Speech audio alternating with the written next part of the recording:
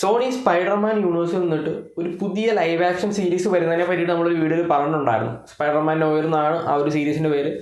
Noir എന്ന് പറയുന്ന Spiderman noir എന്ന് പറയുന്ന ഒരു ക്യാരക്ടറിനെ ബേസ് ചെയ്തിട്ട് ആയിരിക്കും ഈ ഒരു സീരീസ് വരുന്നത്. മോസ്റ്റ് പ്രോബബ്ലി അത് പ്രൈമിലായിരിക്കും എന്ന് ഞാനൊന്ന് പറഞ്ഞിട്ടുണ്ടായിരുന്നു. അത് കൺഫേം ചെയ്തിട്ടുണ്ട്. ആമസോൺ പ്രൈമിലായിരിക്കും ഈ ഒരു സീരീസ് വരുന്നത്. 2026 ഇത് സ്ട്രീം ചെയ്യുന്നതും എന്നും ഒരു കൺഫർമേഷൻ വന്നിട്ടുണ്ട്. അത് മാത്രമല്ല, അത് ഞാൻ പറഞ്ഞ സമയത്ത് ഈ ഒരു സീരീസ് ബ്ലാക്ക് ആൻഡ് വൈറ്റ് ആയിരിക്കും എന്ന് പറഞ്ഞായിരുന്നു. ഇപ്പം അവർ പറയുന്നത് ഇത് പാരലായിട്ട് ബ്ലാക്ക് ആൻഡ് വൈറ്റിലും കളറിലും ഇവർ റിലീസ് ചെയ്യുന്നതാണ്. സോ അപ്പം ബ്ലാക്ക് ആൻഡ് വൈറ്റിൽ കാണേണ്ടവർക്ക്, ഒറിജിനൽ ആ ഒരു ഇതിൽ കാണേണ്ടവർക്ക് അങ്ങനെ കാണാം, കളറിൽ കാണണം എന്നുള്ളവർക്ക് പോയി കളർ കാണാം. അങ്ങനെ 2 ഓപ്ഷൻസ് ഈ ഒരു സീരീസിന് കാണുന്നതാണ്.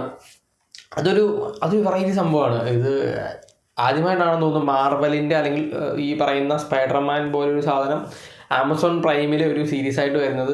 ഇത് സോണിയുടെ ആയതുകൊണ്ടാണ് ഈ പറയുന്ന ആമസോൺ പ്രൈമിൽ വരുന്നത്. അല്ലെങ്കിൽ അത് ഡിസ്നിയിൽ വരേണ്ടതാണ്, പറയേണ്ട കാര്യമില്ല. അത് സോണി ആണ്, സോണിയുടെ താല്പര്യമാണ്.